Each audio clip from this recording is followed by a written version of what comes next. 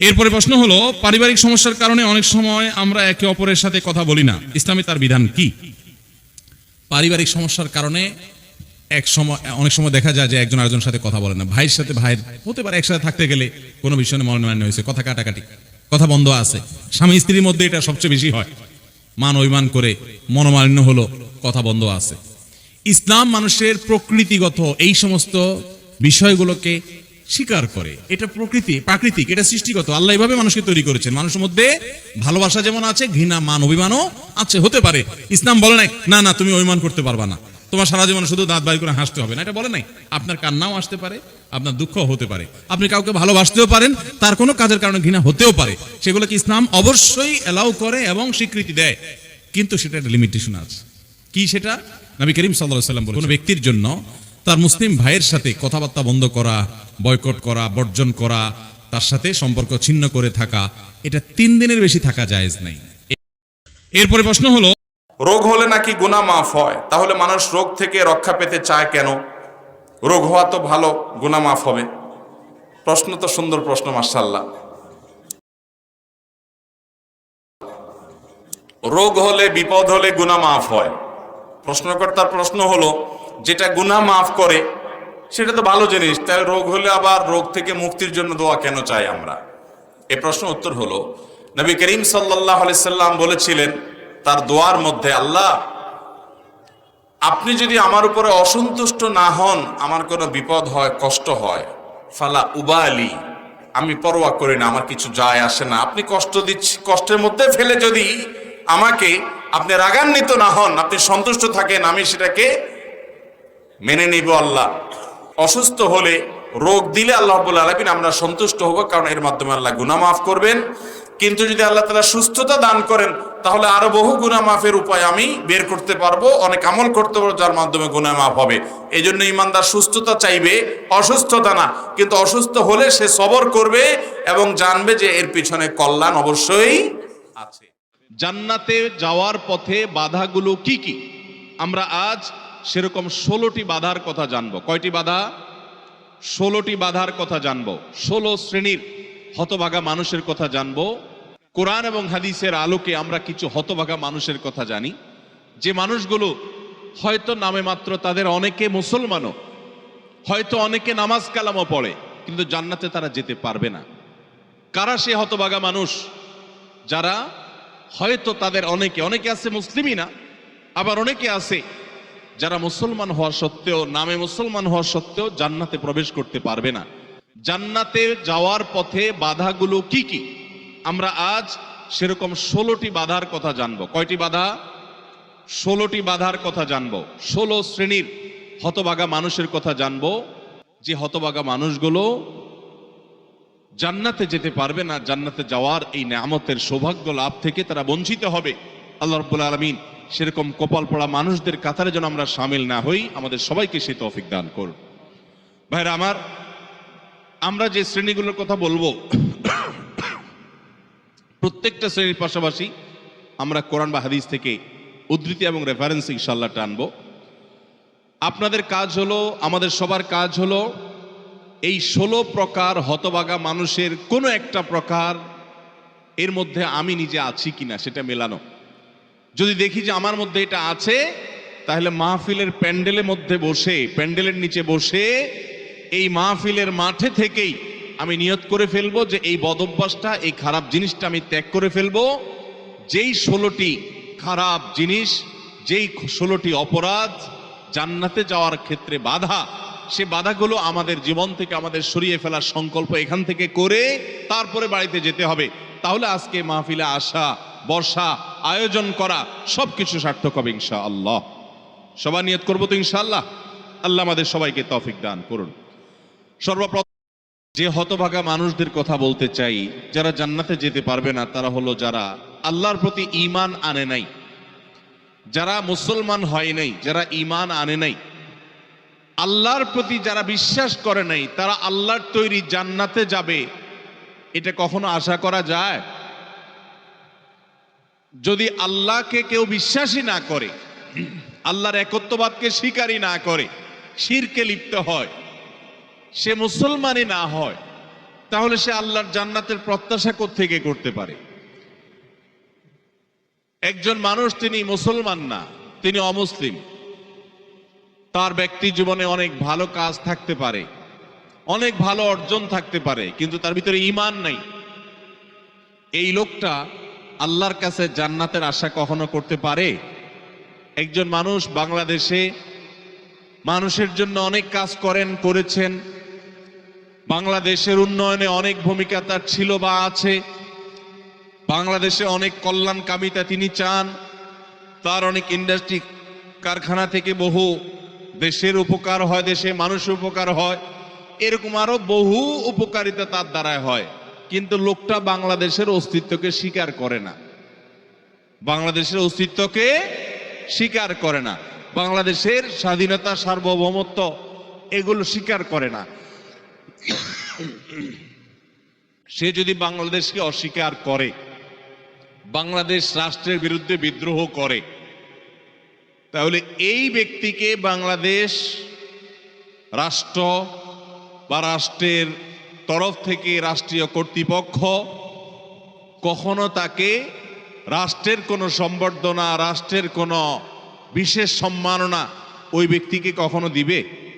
দেওয়ার কথা। যে রাষ্ট্রকেই স্বীকার করে না, রাষ্ট্র তাকে সম্বর্ধনা দেওয়ার কথা? তার হতে পারে অনেক অর্জন আছে, হতে পারে অনেক অবদান আছে, তার একটারও 2 পয়সার কোনো মূল্য থাকবে না যদি সে রাষ্ট্রটাকেই কি করে? অস্বীকার করে।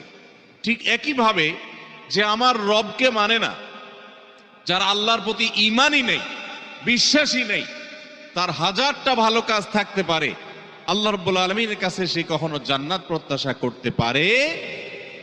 যে আল্লাহকে স্বীকার করে না, সে আল্লাহর কাছে জান্নাত কিভাবে আশা করে? এই জন্য ভাইরা আমার, সহিহ মুসলিমের হাদিসে আসছে, নবী করিম সাল্লাল্লাহু আলাইহি সাল্লাম বলেছেন, লা তাদখুলুল জান্নাতা হাত্তা তুমিনু, তোমরা ততক্ষণ পর্যন্ত জান্নাতে প্রবেশ করবে না যতক্ষণ পর্যন্ত তোমরা ঈমানদার হবে না। অর্থাৎ ঈমানদার না হলে জান্নাতে যাওয়ার কোনো সুযোগ নেই।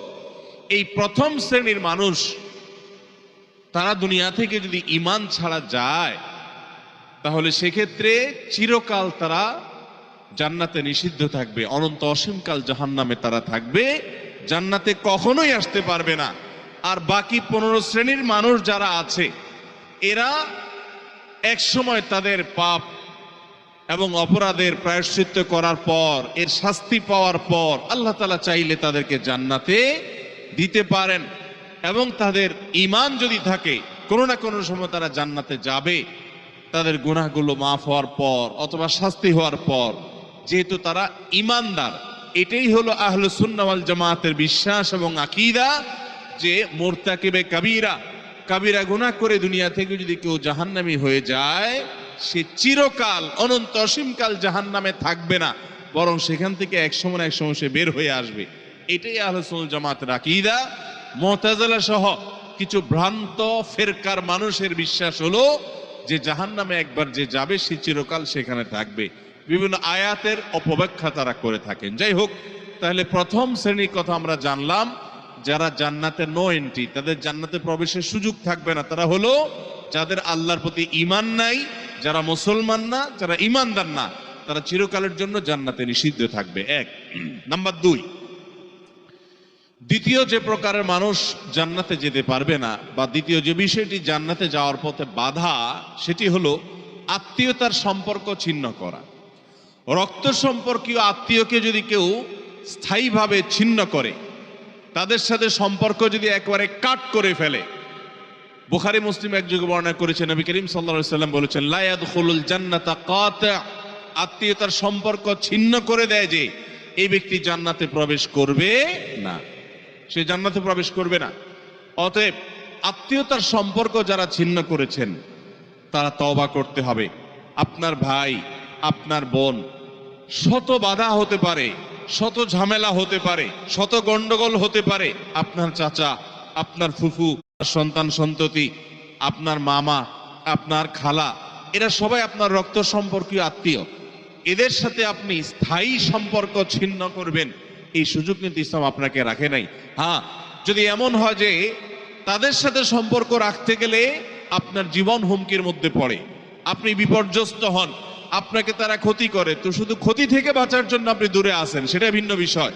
কিন্তু সম্পর্ক যদি একেবারে স্থায়ীভাবে ছিন্ন করেন, বিশেষ করে দুনিয়াবি ঠুনকো অজুহাতে, ঠুনকো কারণে, কোনো কারণে মনোমালিন্য হয়েছে আর চিরকালের জন্য সম্পর্ক ছিন্ন করে দিলেন, তো এটা হারাম। এই লোক যদি নামাজিও হয়, এই লোক যদি ওয়াজ মাহফিলও আসে, এই লোক যদি জিকির আজকারও করে, এই লোক যদি তাসবিহ তেলাওয়াতও করে, যেহেতু সে আত্মীয়তার সম্পর্ককে ছিন্ন করে ফেলেছে, এই লোক জান্নাতে প্রবেশ করতে পারবে না যতদিন না সে তওবা করে তার পাপ থেকে, অপরাধ থেকে সে ফিরে না আসছে।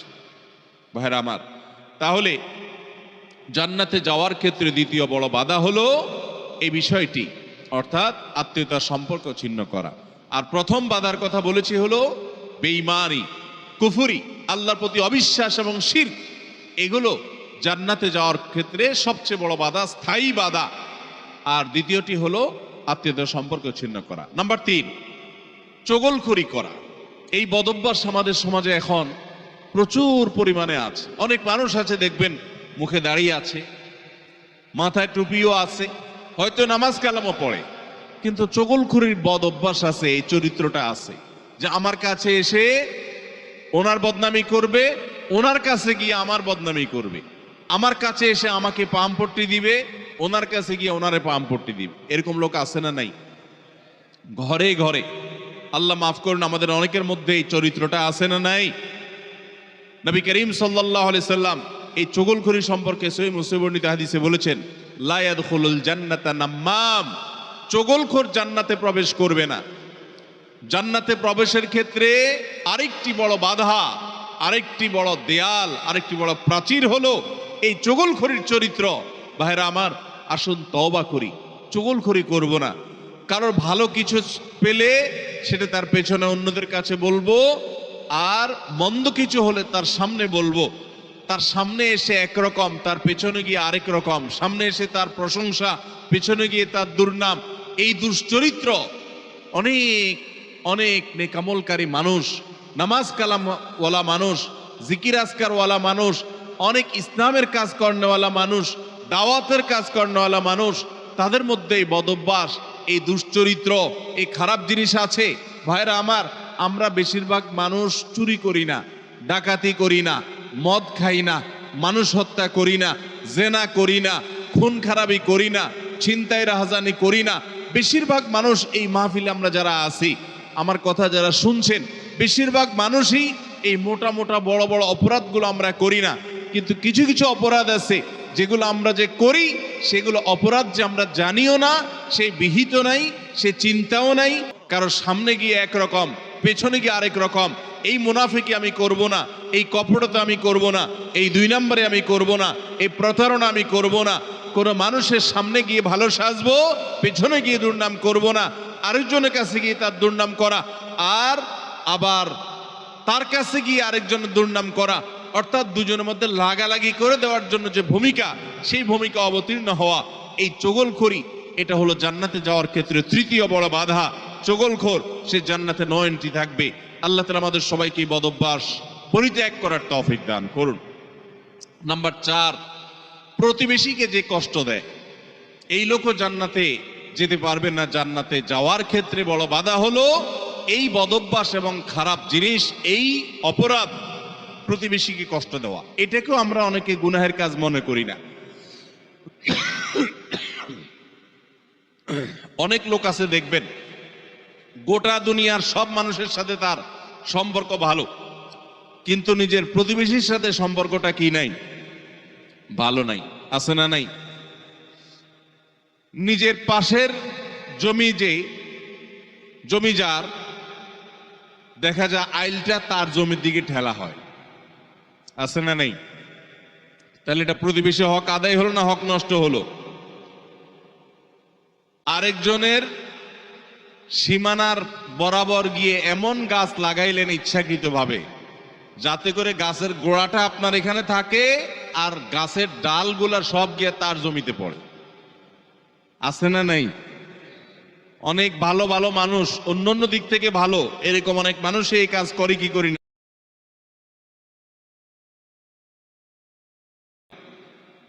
আমি নিজেই জানি যে আমার এই যে সীমানায় গাছগুলো লাগাচ্ছি, এই গাছগুলোর ছায়া পড়ে তার ফসল নষ্ট হবে, তার জায়গাতে ছায়া পড়ে থেকে অনেক ফসল হবে না, ক্ষতি হবে, তারপর আমি লাগাই, ক্ষতি করার জন্যই লাগাই, যে গাছের গোড়াটা আমার থাকবে, আগাটা সব তার ঘাড়ের উপরে, তার জমির উপরে গিয়ে পড়বে, তার সীমানার উপরে গিয়ে পড়বে, ভোগ করব আমি। আছে না নাই ভাইরা আমার? হাঁস দিয়ে, মোরগ দিয়ে, সন্তান দিয়ে বিভিন্ন ভাবে প্রতিবেশীকে আমরা অনেকে কষ্ট দেই। নবী করিম সাল্লাল্লাহু আলাইহি সাল্লাম সহিহ মুসলিম বর্ণিত হাদিসে বলেছেন, লা ইয়াদখুলুল জান্নাতা মান লা ইয়ামানু জারুহু বাওয়াইকাহু। যে ব্যক্তির প্রতিবেশী তার হাত, মুখ এগুলোর কষ্ট দ্বারা, তার ক্ষতি এবং অনিষ্ট থেকে যে ব্যক্তি নিরাপদে থাকে না, অর্থাৎ প্রতিবেশীকে যে শান্তিতে রাখে না, প্রতিবেশীকে বিভিন্ন ভাবে কষ্ট দেয়, এই ব্যক্তি জান্নাতে প্রবেশ করতে পারবে না। আপনারা অনেকে একটা হাদিস শুনেছেন, বিখ্যাত প্রসিদ্ধ একটা হাদিস। নবী করিম সাল্লাল্লাহু আলাইহি সাল্লামের কাছে বলা হলো, হে আল্লাহর রাসূল, অমুক ব্যক্তি খুব নফল নামাজ রোজা করত, খুব দান সাদাকা করত এবং সব ভালো আমলগুলো করত,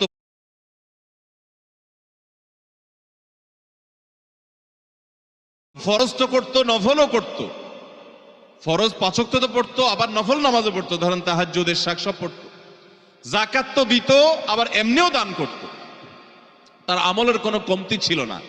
একটা দুর্বলতা ছিল যে প্রতিবেশীকে সে কষ্ট দিত, ঝগড়াঝাটি করত, তাদের হক নষ্ট করত। নবী করিম সাল্লাল্লাহু আলাইহি সাল্লাম বলেছেন, সে জাহান্নামী। তোমরা যার কথা বলেছো, আল্লাহ তাআলা ওহীর মাধ্যমে নবীকে জানিয়ে দিয়েছেন, তার পরিণতি হলো জাহান্নাম। তার কোনো নামাজ, তার কোনো রোজা, তার কোনো ইবাদত, তার কোনো দান সাদাকা এগুলো তাকে রক্ষা করতে পারে না, সে জাহান্নামে যাবে, কারণ তার প্রতিবেশীকে সে কষ্ট দিয়েছে। এর বিপরীতে নবীজি সাল্লাল্লাহু আলাইহি সাল্লামকে বলা হলো যে আরেকজনের কথা আমরা জানি, শুধু ফরজ নামাজগুলো পড়তো, নফল নামাজ পড়ার সময় পাইতো না, শুধু ফরজ কাজগুলো করতো, অতিরিক্ত দান সাদাকার সুযোগও পেত না, কিন্তু তার একটা ভালো গুণ ছিল, সে প্রতিবেশীদের সাথে সুসম্পর্ক বজায় রাখতো। তারা যদিও খুব বেশি ভালো ছিল না, কিন্তু সে ভালো থাকার চেষ্টা করত, নিজে থেকে তাদের যেন কষ্ট না হয় এটা খেয়াল রাখতো। নবী সাল্লাল্লাহু আলাইহি সাল্লাম বলেছেন, এই লোকটা জান্নাতি। ভাইরা আমার, প্রতিবেশী যে কত বড় একটা ব্যাপার, এটা আমরা বেশিরভাগ মানুষ বুঝি না। গ্রাম বলেন, শহর বলেন, বেশিরভাগ জায়গায় আমরা প্রতিবেশীর হক নষ্ট করি। প্রতিবেশী কে জানেন?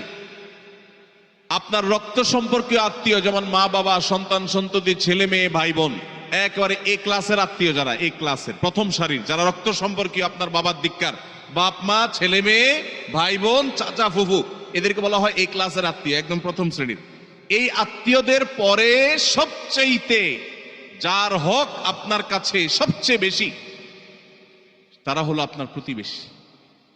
বেশিরভাগ ক্ষেত্রে দেখবেন প্রতিবেশীর সাথে সম্পর্ক ভালো নাই, আইল ঠেলা ঠেলি, গন্ডগোল, ফাসাদ, ঝগড়া ঝাঁটি, মারামারি, গ্রামে এক ধরনের, শহরে আরেক ধরনের।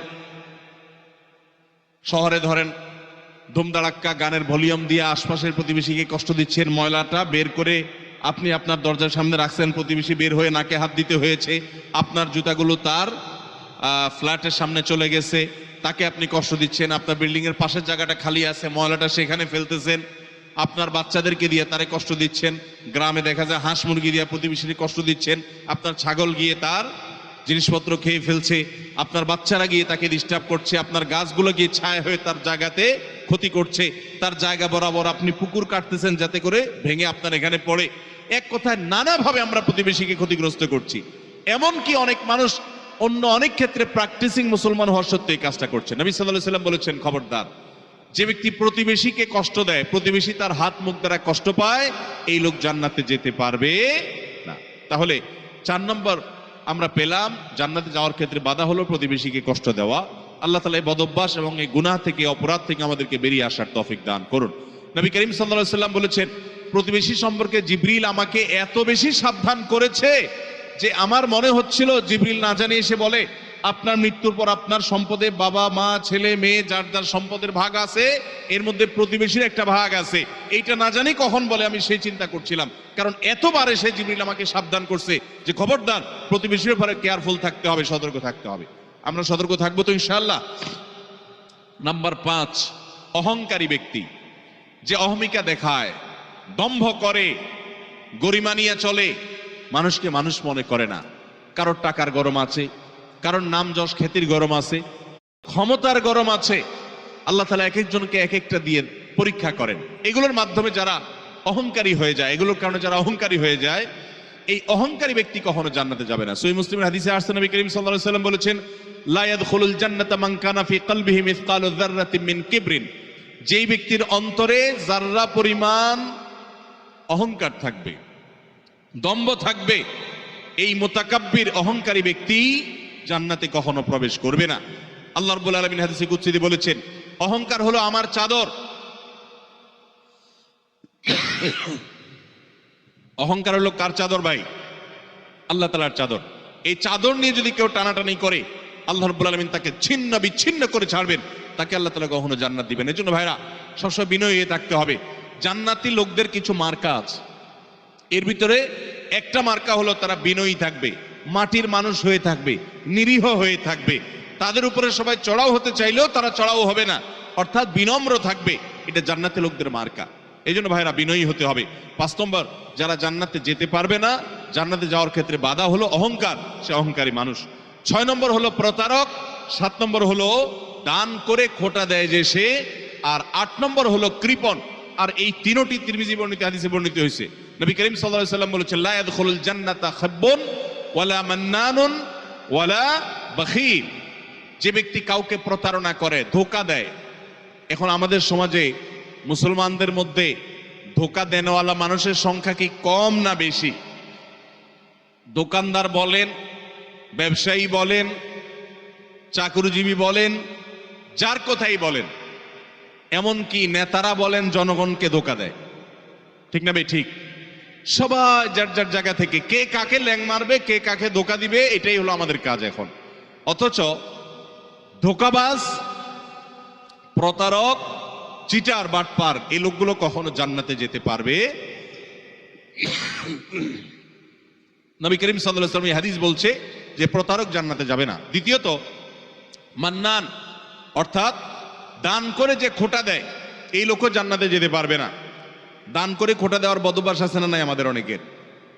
দান করেছেন আল্লাহকে খুশি করার জন্য, যদি আপনি খোটা দেন তাহলে আপনার ওই দান বরবাদ হয়ে যায়, ওটা নষ্ট হয়ে যায়। আল্লাহ বলেছেন, লা তুবতিলু সাদাকাতিকুম বিল মান্নি ওয়াল আযা। তোমরা দান করার পর খোটা দিয়া, কষ্ট দিয়া, যাকে দান করছো তাকে কষ্ট হয় এরকম কথা বলে ওই দানকে বরবাদ করে দিও না। আমরা অনেকে এই কাজ করি। দান করেছেন, ওই ব্যক্তির কাছ থেকে থ্যাঙ্কসের আশাও করবেন না। থ্যাঙ্কস মানে কৃতজ্ঞতা সে আদায় করবে, শুকরিয়া দিবে, সে আপনার স্বীকৃতি দিবে, এই আশাটাও আপনি করতে যাবেন না। আল্লাহ কোরআনে কারীমে সূরা দাহরের মধ্যে জান্নাতি এবং নেককারদের বৈশিষ্ট্য বলতে গিয়ে বলেছেন, ওয়ায়ুতঈমুনা আত-তাআমা আলা হুব্বিহি মিসকিনাও ওয়া ইয়াতীমান ওয়া আসীরা। জান্নাতি মানুষগুলো, আবরার এবং নেককাররা হলো তারা আল্লাহর মহব্বতে মিসকিনকে, বন্দীকে, অন্যান্য অভাবী মানুষদেরকে তারা খাদ্য দেয় এবং বলে, ইন্নামা নুতঈমুকুম লিওয়াজহিল্লাহ লা নুরিদু মিনকুম জাযাআও ওয়ালা শুকুরা। তারা বলে, আমরা আল্লাহর জন্য তোমাদেরকে খাদ্য দিচ্ছি, তোমাদের কাছ থেকে এর কোনো ফিডব্যাক, বিনিময় তো চাই না, এমনকি শুকরিয়া, তোমরা যে আমাদেরকে থ্যাঙ্কস বলবা সেটা পর্যন্ত আমরা আশা করি না, দরকার নেই। আল্লাহর কাছে এইভাবে সওয়াবের আশা করা, বান্দার কাছে খোটা না দেওয়া। 7 নম্বর। 8 নম্বর হলো কৃপণতা। এটা জাহান্নামের যাওয়ার অন্যতম বড় মাধ্যম। নাম্বার 10, মাতা পিতার অবাধ্য। নাম্বার 11, নেশাগ্রস্ত, নেশায় আসক্ত। এ সম্পর্কে নাসাই বর্ণিত হাদিসে আসছে, নবী করিম সাল্লাল্লাহু আলাইহি ওয়াসাল্লাম বলেছেন, লা ইয়াদখুলুল জান্নাতা আকুন ওয়ালা মান্নান ওয়ালা মুদমিনু খামরিন। জান্নাতে যেতে পারবে না মা বাবার নাফরমান, মা বাবার অবাধ্য, মা বাবার সাথে বেয়াদবি করে, মা বাবার যৌক্তিক নির্দেশগুলোকে লঙ্ঘন করে। অনেক মানুষ আছে দেখবেন, নামাজ কালাম পড়ে, কপালে সিজদা পড়ে গেছে, অন্য অনেক ভালো কাজ করে, কিন্তু মা বাবার প্রতি তিনি অনুগত নন, তাদের সাথে নাফরমানি করে। এই সন্তান কখনো জান্নাতে যেতে পারবে না যাবত না আল্লাহ তাআলা তাকে মাফ না করেন, অথবা তার এই পাপের প্রায়শ্চিত্ত সে না করে। অর্থাৎ এটা জান্নাতে যাওয়ার ক্ষেত্রে বাধা, মাতা পিতার নাফরমান। আর 11 নম্বর হলো মাদকে আসক্ত, যেটা এই একই হাদিসে নাসাই বর্ণিত হাদিসে আছে। মাদক আসক্ত, অর্থাৎ মাদক সেবন করতে করতে এটা দেশে অভ্যস্ত হয়ে পড়েছে, এটা স্থায়ী রোগে পরিণত হয়েছে, এই লোকটাও জান্নাতে যেতে পারবে না। 12 নম্বর হলো ওই লোক যার শরীর হারাম দ্বারা গঠিত হয়েছে, যার গোশত, মাংস, রক্ত হারাম খেয়ে, হারাম উপার্জন করে করে এগুলো গঠিত হয়েছে। সেটা সুদের টাকায় হোক, সেটা ঘুষের টাকায় হোক, সেটা চুরির টাকায় হোক, সেটা দুর্নীতির টাকায় হোক, সেটা যেভাবেই হোক না কেন। এই সম্পর্কে মুসনাদ আহমদের হাদিস আছে, নবী করিম সাল্লাল্লাহু আলাইহি ওয়াসাল্লাম বলেছেন, লা ইয়াদখুলুল জান্নাতা জাসাদুন নাবাতা বিসসুহত, যে শরীর হারাম দ্বারা বৃদ্ধি, হারাম দ্বারা গঠিত হয়েছে, সে শরীর জান্নাতে প্রবেশ করবে না। এটা হলো 12 নম্বর। 13 নম্বর হলো অহংকারী ব্যক্তি যে শুধু অহংকার করে তা নয়, অহংকারের পাশাপাশি আরেকটা বদ অভ্যাস আছে, আরেকটা রোগ আছে, যে রীতিমতো কাউকে পাত্তা দেয় না এবং গোয়ার কিসিমের হয়, গোয়ার কিসিমের হয়, খুব তেড়া কিসিমের হয়, শক্ত মেজাজি হয়, কোনোভাবেই সে নরম হতে চায় না। এই অতুল এবং জাওয়াজ আবু দাউদ শরীফের হাদিসের বর্ণনা মতে এই টাইপের মানুষও জান্নাতে যেতে পারবে না, যারা অনেক বেশি এরকম গোয়ার হয় এবং রূঢ় স্বভাবের হয়।